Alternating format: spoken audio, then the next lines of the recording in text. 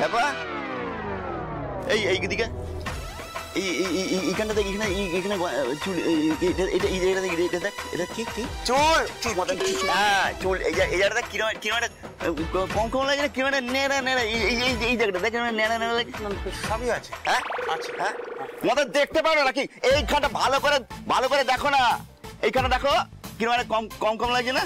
আছে তো। হ্যাঁ হ্যাঁ সালা বড় বাড়ি রাজপুত্র এমন ধরে টান দিল, এক খাবলা চুল উঠে গেছে মনে হয়, জানিস? হ্যাঁ এবার এখানটা টাক পড়ে যাবে না? হ্যাঁ হ্যাঁ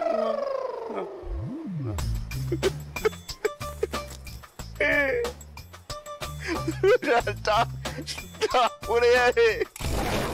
এবার এখানে পুকুরের মাথা হবে বাইরে, আমার সর্বনাশ হয়ে গেল। না না গুরু, দেখো না সবই ঠিক আছে, দেখো দেখো ভালো করে দেখো, দেখো দেখো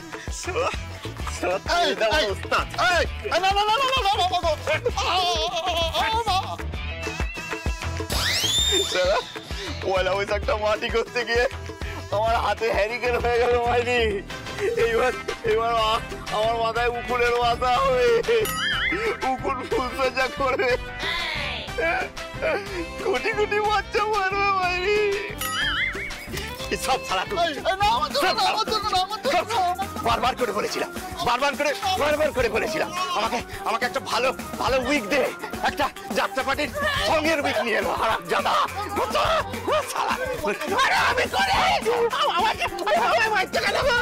আমি করি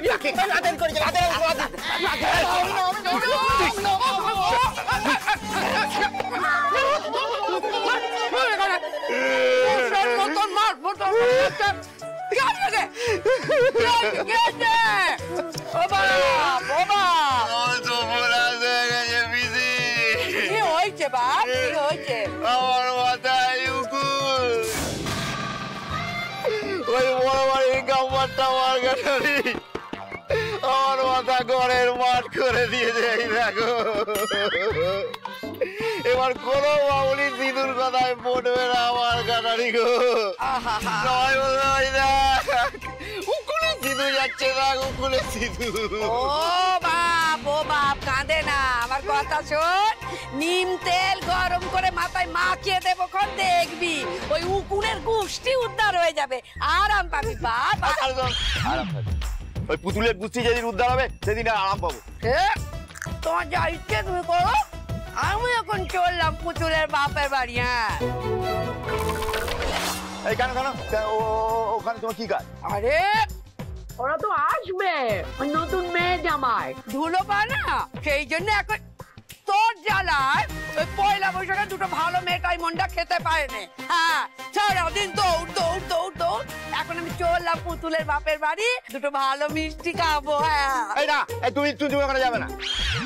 তুমি ওখানে কেন যাবে গো? তুমি খেতে পাও না? তুমি কি ভিখিরি নাকি? বড় বড় কথা, তুমি কি ভিখিরি? তুমি কেন যাবে? কে এনেছিস পিসির জন্য? কোনোদিন একটু মেটাই মন্ডা এনেছিস?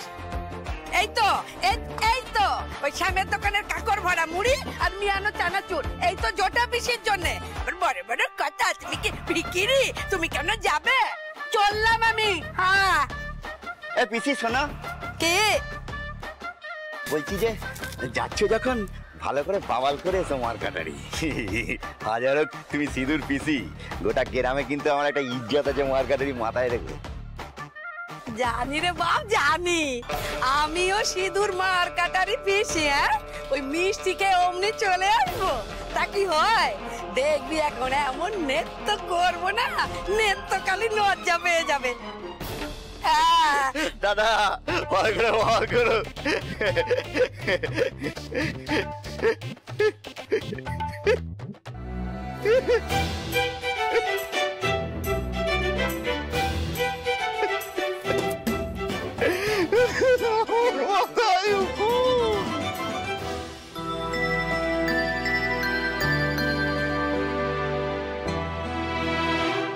নিজের অধিকারটা নিজেকেই বুঝে নিতে হয়,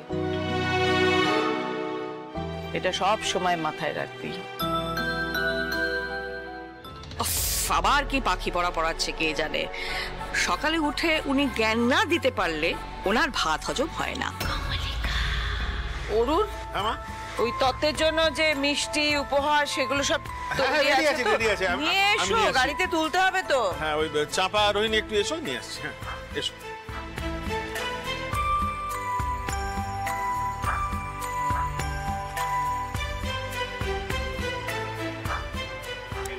এই যে এসে গেছি। ওরে হ্যাঁ, ও মা, মাঠান এত কিছু কার জন্য মাঠান? দিরাগমনের তত্ত্ব এগুলো। বিয়ের পর প্রথমবার বাপের বাড়ি যাবি, খালি হাতে যাবি নাকি? বাড়ির সকলের জন্য মিষ্টি, নতুন জামা কাপড় নিয়ে যেতে হয়।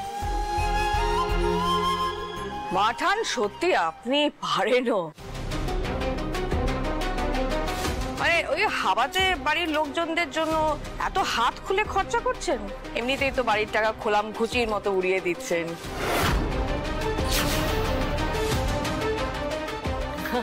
তারপর এমনিতেই তো বিয়েতে কত জিনিস গেল না, নমস্কারই গেল, প্রণামই গেল, আবার নতুন করে দামি শাড়ি, মিষ্টি। তা এই ঝুড়িতে কি আছে রে চাপা? ওই একটু ফল আর সবজি। ফল আর সবজি? ও আচ্ছা, মানে আজ থেকে কি স্বপন চাষের বাড়িতে মাসকাবাড়িটাও আমাদের বাড়ি থেকে যাবে মাঠান?